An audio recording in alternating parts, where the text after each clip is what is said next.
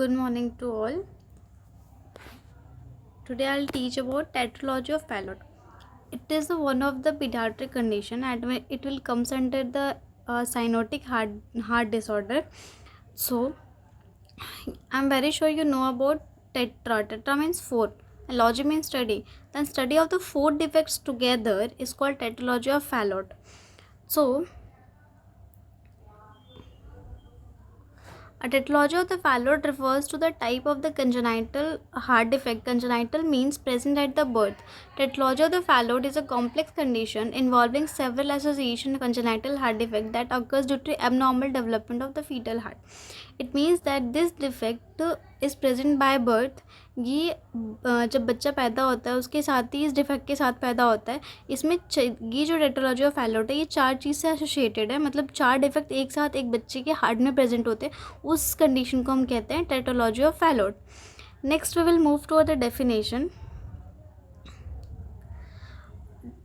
Definition tetralogy की congenital heart disorder है. ठीक है, जो भी मैंने आपको इंट्रोडक्शन में बताया सेम ऐसे ही इसमें जो नॉर्मल हार्ट रेट फ्लो है वो डिक्रीज़ हो जाता है. ठीक, और इसमें चार कंडीशन से एसोसिएटेड होता है. मतलब चार कंडीशन प्रेजेंट होती हैं. First is large ventricular septal defect, second is pulmonary stenosis, third is right ventricular hypertrophy and fourth is overriding of aorta और डेक्स्ट्रा पोजिशन ऑफ आरोटा. इसका मतलब है कि जो राइट पहला तो VSD हो रहा है, मतलब वेंट्रिकुलर सेप्टल डिफेक्ट. दो राइट और लेफ्ट वेंट्रिकल के बीच का जो सेप्टल डिफेक्ट है वो बढ़ जा रहा है. ठीक है, मतलब वो जो सेप्टम है उसके बीच में डिफेक्ट आ जा रहा है. ठीक है, होल हो जा रहा है जिसकी वजह से ब्लड मूव करेगा. ठीक, नेक्स्ट है pulmonary stenosis. Pulmonary is related to lungs and stenosis means narrowing. Narrowing मतलब होता है पतला होना. नेक्स्ट है राइट वेंट्रिकुलर हाइपरट्रॉफी. हाइपरट्रॉफी मतलब होता है इंक्रीज इन द साइज. तो जो राइट वेंट्रिकल है, if this is the structure of the heart, ठीक है, ये राइट एट्रियम है, ये राइट वेंट्रिकल है, ये लेफ़्ट एट्रियम है, ये लेफ़्ट वेंट्रिकल है. ठीक, तो ये साइड, ये जो राइट वेंट्रिकल है ये साइड पूरा, ठीक है, इसमें क्या हो जाता है, इसका साइज़ बड़ा हो जाता है. मतलब राइट वेंट्रिकल हाइपरट्रॉफी हो जाती है. साइज़ राइट वेंट्रिकल का साइज़ क्या बड़ा हो जाएगा. ठीक, और पल्मोनरी, यहाँ से जो पल्मोनरी वॉल्व निकलती है इसमें स्टेनोसिस होता है. ये पल्मोनरी वॉल्व पतली हो जा रही है. ठीक है, और वेंट्रिकल यहाँ प्रेजेंट है, यहाँ पे प्रेजेंट है, यहाँ बीच में प्रेजेंट है वेंट्रिकुलर सेप्टल डिफेक्ट. ये जो बीच राइट और लेफ्ट वेंट्रिकल के बीच का जो सेप्टम है उसके बीच में एक होल हो जाता है. ठीक, जिसकी वजह से blood can pass from here to here. Okay, so अभी फर्स्ट आया समझ में, सेकेंड, थर्ड, फिर next overriding of aorta. Overriding of aorta मतलब होता है यहाँ पे प्रेजेंट है हमारा आरोटा.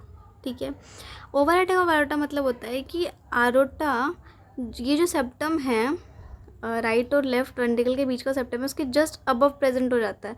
यहाँ पे ये भी लिखा हुआ है कि डेक्स्ट्रा पोजीशंस ऑफ आरोटा, मतलब आरोटा का position just above this septum defect हो जाता है, जिसकी वजह से कुछ पार्ट ऑफ द मतलब मिक्सअप हो जाता है. ऑक्सीजनेटेड और डीऑक्सीजनेटेड ब्लड एक दूसरे से मिक्स हो जाता है बिकॉज ऑफ दिस पोजिशन, और इस डिफेक्ट की वजह से आरोटा की पोजीशन होती है.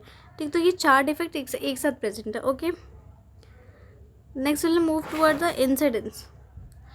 The most common cyanotic heart defect and the most common cause the blue baby syndrome. ये बहुत कॉमन कॉज है, इट्स वेरी कॉमन. ठीक है, हार्ट डिसऑर्डर, और 6 से 10% ऑफ चाइल्ड हार्ट डिसऑर्डर्स में ये पाया जाता है. नेक्स्ट है कॉजेज़. फर्स्ट तो अननोन है, मतलब इडियोपैथिक भी कह सकते हैं हम इसे. ठीक है, इट्स इडियोपैथिक मतलब होता है अननोन. ओके, तो हम इसे इडियोपैथिक भी कह सकते हैं, अननोन भी कह सकते हैं. मे बी एसोसिएटेड विद, और इनमें से ये कुछ रीजंस प्रेजेंट है जिसपे से ये एसोसिएटेड है, रिलेटेड है. ठीक है, फर्स्ट है chromosome 22 deletion. If the 22nd number of the chromosome will get deleted और म्यूटेशन विल अकर. ठीक है, नेक्स्ट है poor maternal nutrition during the whole gestation period if the mother health is very poor. Next, any maternal illness, if any of the illness is present in maternal, such as torch infection, diabetes mellitus, hypertension, ठीक है, placenta previa, any condition is present. Next है mothers below 20 और mothers age is less than that marriage age और above than that marriage age. So 20 और 35. Next है maternal addictions. If she is addicted by something such as that alcohol, smoking, etc. Okay. Now this is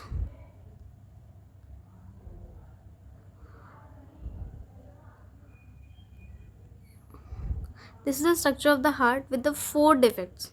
If you'll see clearly, that 4 defects will be visible. First is narrowing of pulmonary wall. This is the pulmonary wall and this gets stenosed, मतलब पतला हो गया. ठीक है. Next है thickening of the right ventricle. ये right ventricle की valve है और ये मोटी हो गई बहुत ज़्यादा, मतलब थिकेंड हो गई. ठीक है. नेक्स्ट प्रेजेंट है वेंट्रिकुलर सेप्टल डिफेक्ट. दो ये राइट और लेफ्ट वेंट्रिकल है, इनके बीच में सेप्टम, इनके बीच में डिफेक्ट प्रेजेंट हो गया.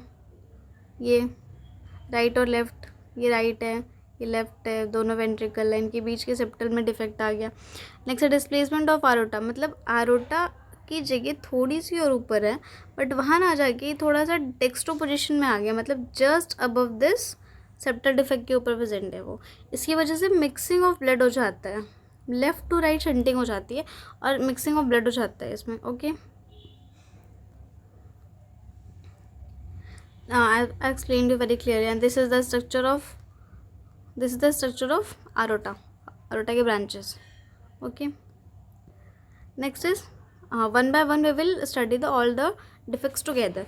Firstly, the pulmonary stenosis. I've told you this is the pulmonary wall.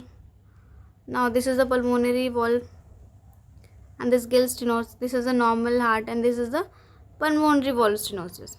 Okay. Next is right ventricular hypertrophy. ये नॉर्मल है, ये हाइपरट्रॉफी है.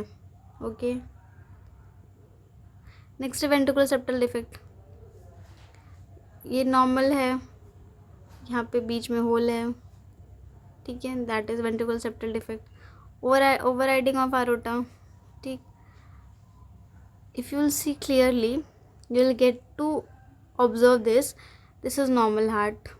Okay. And this is overriding of aorta. Will you able to find that defect? I'll show you. This is right ventricular hypertrophy, ventricular septal defect, pulmonary stenosis. ठीक. See this aorta very this is an animated image, so you'll not able to find it very clearly, but I'll show you something. Just above this septal defects, this aorta is overrided, present. It means that overriding means present from its normal position will be dextroward. It means it will shift from some portion will shift to the right side. That is called overriding of aorta. Okay. Next we will see the pathophysiology. If you will understand this pathophysiology, you will get to you will very clearly get about this tetralogy of Fallot. Firstly, I am very sure you well known about that normal circulation. So here we will study the abnormal circulation. Firstly, the physiological the pulmonary stenosis cause the concentrated right ventricular hypertrophy. Because of this pulmonary stenosis, here this valve get narrowed.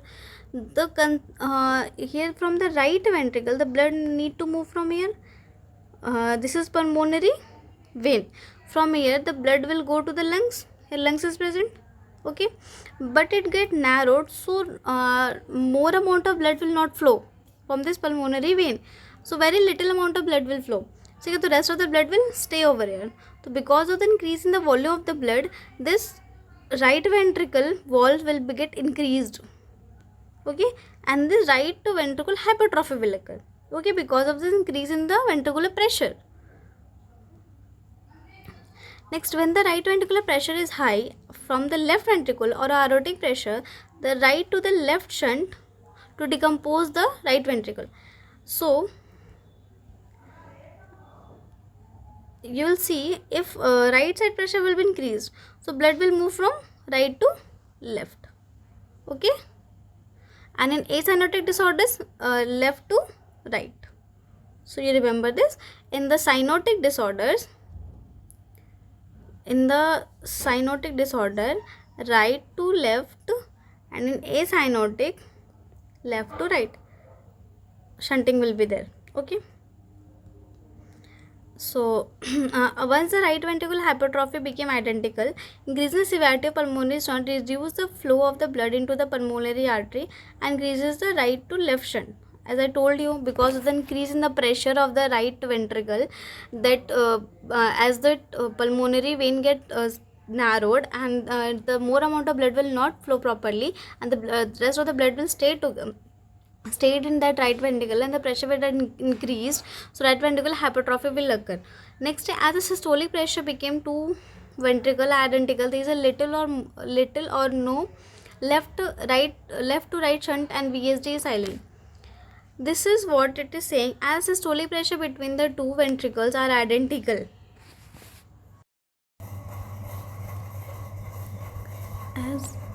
as systolic pressure between two ventricles are identical, there is a little or no left right and no left right shunt, and the VSD is silent.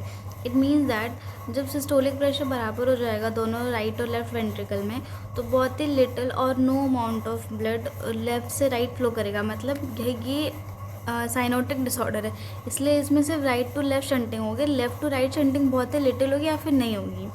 Okay. Next है the severity of cyanosis is directly proportional to the severity of pulmonary stenosis. इसका मतलब है कि baby में जितना ज़्यादा pulmonary stenosis होगा, मतलब जितना पतला पल्मोनरी आर्टरी होगी, उतना ही ज़्यादा बेबी में साइनोसिस होगा. ओके. जितना ही पतला आर्टरी होगी उतना ही कम अमाउंट ऑफ ब्लड लंग्स में पहुंचेगा. तो जो लंग्स में ब्लड नहीं पहुंचेगा तो baby will not able to breathe properly, तो डिफ़िकल्टी इन ब्रीदिंग होगी, डिज्निया होगा, जिस वजह से बेबी को साइनोसिस होगा. ठीक. नेक्स्ट इज उसके बाद क्या होगा, the VSD of tetralogy of Fallot is always large. VSD हमेशा लार्ज होता है, मतलब ventricular septal defect tetralogy of Fallot में हमेशा ज़्यादा होता है, क्योंकि इनिशिएशन यहीं से हो रहा है. ठीक. To allow the free exit, इसीलिए जो ज़्यादा अमाउंट ऑफ ब्लड जो होता है राइट टू लेफ्ट शंट करके उसमें लेफ्ट साइड में चला जाता है और मिक्सिंग ऑफ ब्लड होता है, और very few amount of blood will reach to the lungs. ठीक. So congestive heart failure will never occur. Congestive heart failure नहीं होता क्योंकि ब्लड की शंटिंग होती रहती है in tetralogy of Fallot. Next आ जाते हैं क्लिनिकल मैनिफेस्टेशंस में. ठीक है. क्लिनिकल मैनिफेस्टेशन में what will the symptoms the baby will show. ठीक है. First, it depend upon the size of VSD and degree of the right ventricular flow obstruction. Symptoms किस पे डिपेंड करेंगे कि कितना बड़ा डिफेक्ट है दो सेप्टम के बीच में, राइट एंड लेफ्ट वेंट्रिकल के बीच में, और कितना ज़्यादा राइट वेंट्रिकुलर हाइपरट्रॉफी हो रहा है. ठीक. क्योंकि उतना ही कम अमाउंट ऑफ ब्लड लंग्स में जाएगा. ब्लू बेबी सिंड्रोम होगा. ठीक है. Baby will get cyanosis, dyspnoea, exertion when crying.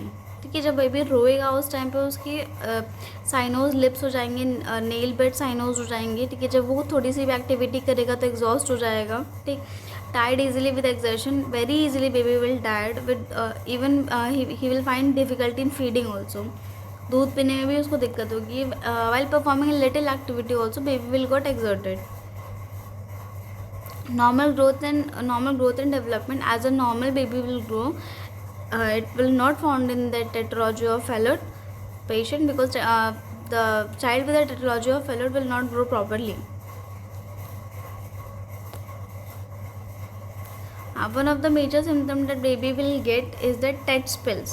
TED spills मतलब होता है कि while doing a little activity, as I've told you earlier, that baby will get consistent cyanosis, dyspnea, irritability and flaccidity with the consciousness or unconsciousness. कभी कभी baby बेहोश भी हो सकता है इस साइनोसिस की वजह से, और कभी कभी नहीं भी होता है, बट उसके पूरे नेल बेड्स, लिप्स और हैंड, फीट्स, ये सब क्या हो जाता है, पूरे साइनोस हो जाते हैं बेबी के.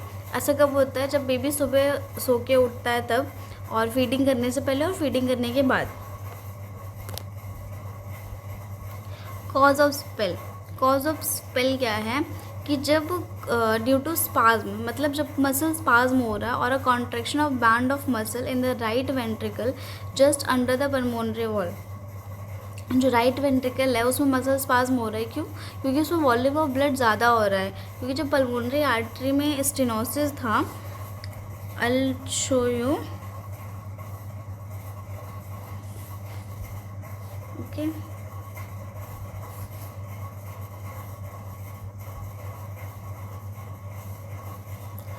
यहाँ से निकल रही थी पल्मोनरी आर्टरी, ठीक, तो जितनी पतली पल्मोनरी आर्टरी होगी, मान लो ये पल्मोनरी आर्टरी बहुत ज़्यादा पतली हो गई, ठीक, तो यहाँ पे अमाउंट ऑफ जो ब्लड है वो प्रॉपरली फ्लो नहीं कर रहा, तो राइट वेंट्रिकुलर हाइपरट्रॉफी हो रही है, ठीक।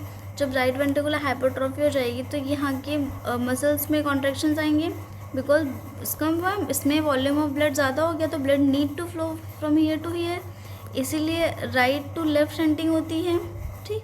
तो जब राइट टू लेफ्ट शंटिंग होंगे तो इसमें ज़्यादा मसल्स स्पाज्म होगा because of this muscles and because narrowing of pulmonary artery, ये पल्मोनरी आर्टरी नैरो हो गई है और इस वजह से मसल स्पाज्म होगा। As a result the baby will the more amount of blood will not deliver to the lungs, क्योंकि ब्लड यहाँ से निकल के कहाँ जाने वाला है, लंग्स में, ठीक है, यहाँ से लंग्स में जाता है, ठीक, for purification, but more amount of blood will not go to lungs, ठीक, then baby will get साइनोस्ड।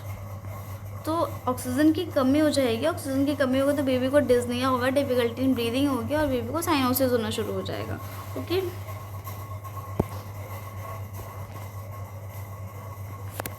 Next है clubbing of fingers. Clubbing of fingers में क्या होता है, ये भी वन ऑफ द रीज़न है साइनोसिस का, ठीक है। इसमें क्या होता है कि जो नेल बेड्स है, ये नेल बेड्स, ठीक है, nail beds will get soft, nail bed soft हो जाता है और सारी फिंगर्स पास आ जाती है, जो फिंगर टिप्स हैं, फिंगर टिप्स डायलेट हो जाते हैं, फिंगर टिप डायलेट हो जाते हैं, नेल बेड सॉफ्ट हो जाते हैं और दोनों जो नेल्स हैं वो कर्व्ड हो जाते हैं, मतलब इस तरह से, और हमारे नेल्स कैसे होते हैं, ऐसे, और जो साइड क्लबिंग में क्या हो जाता है, नेल्स कर्व्ड हो गए ऐसे, तो इसका एंगल बनेगा वैसे करके बनेगा, फ्लैट का नॉर्मल ऐसे बनेगा, तो angle will be decreased, okay.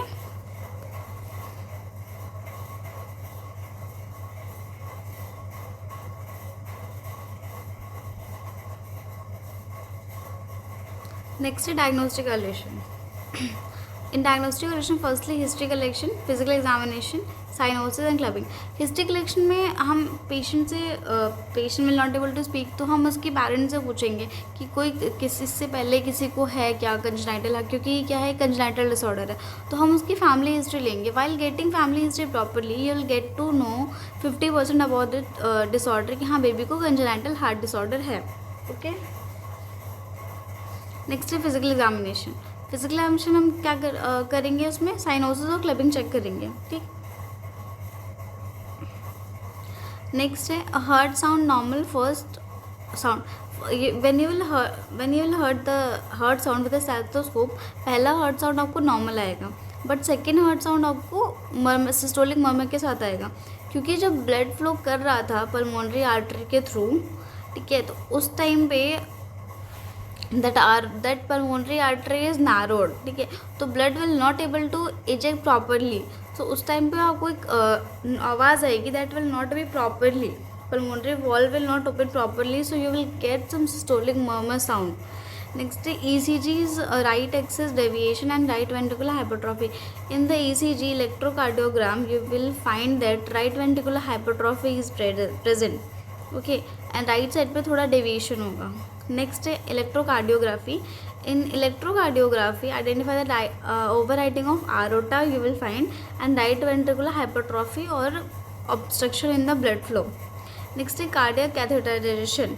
Cardiac catheterisation is the one of the procedure in which we will insert a tube through the groin region and it will reach to the heart to find the defects of the heart, okay. इसमें हम क्या करते हैं, tube को insert करते हैं groin reason से और वो ट्यूब हार्ट तक पहुंचता है, उसके बाद हम वहाँ पे हार्ट की डिफेक्ट्स को स्टडी करते हैं, ठीक है, सच एज ब्लड फ्लो कैसा है, डेविएशन है, सेप्टल डिफेक्ट्स प्रेजेंट है कि नहीं, ये सारी चीज़ें हम कार्डियक कैथेटराइजेशन के थ्रू स्टडी करते हैं।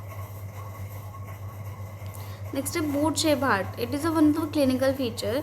When you will see the X-ray of the tetralogy of Fallot patient, उसका जो हार्ट होता है वो बूट शेप का हो जाता है, ठीक. Oligaemia lungs field will fine. Oligaemic मतलब होता है reduce the blood supply in the lungs, ठीक है.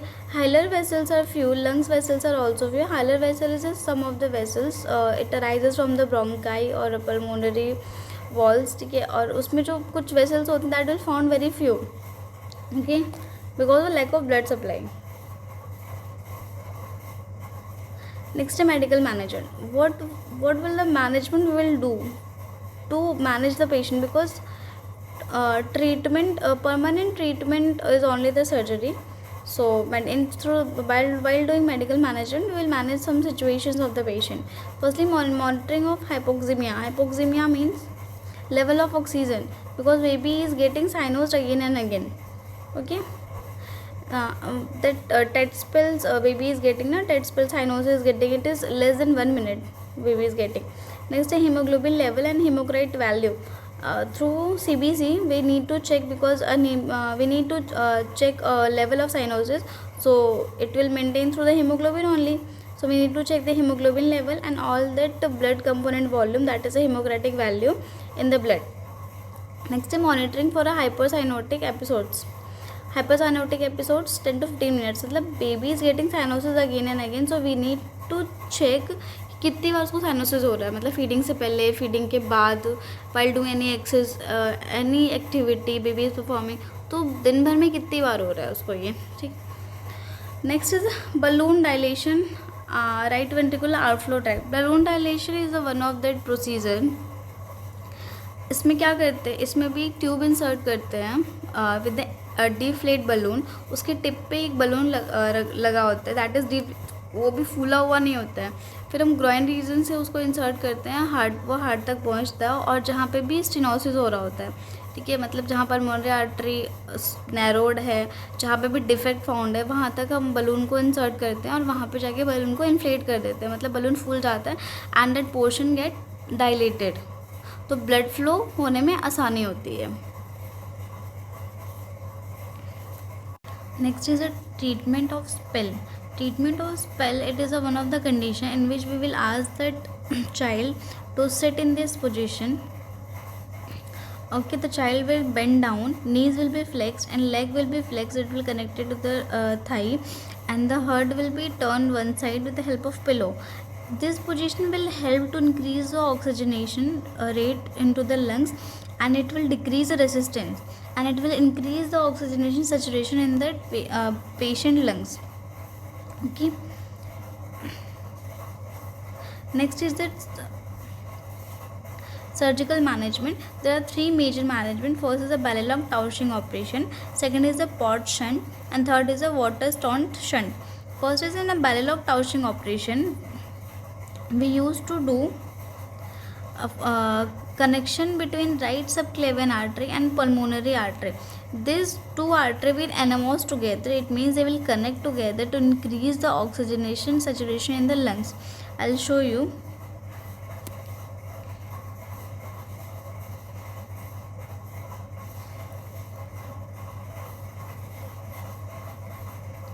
See this right subclavian artery, okay, and pulmonary artery. Pulmonary artery, this is pulmonary artery, okay, this is pulmonary valve. This pulmonary artery will anamorph together with the right subclavian artery and increase the oxygenation flow rate, blood will reach to that lungs, okay.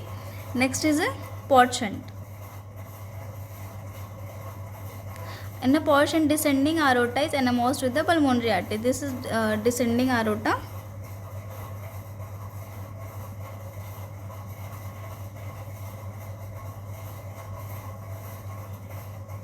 I'll show you.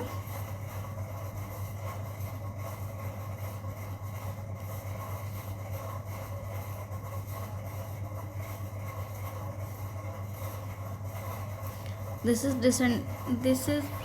descending aorta. It will anamorphed with pulmonary artery, okay, and it will comes under port shunt. Next is the water shunt. In water shunt, ascending aorta they are involved with the pulmonary artery, and this will increase oxygenation flow rate in the baby's lungs. Okay. I hope that you have understand the concept of tetralogy of Fallot. If you have any doubt, you can comment me in the comment box. Thank you.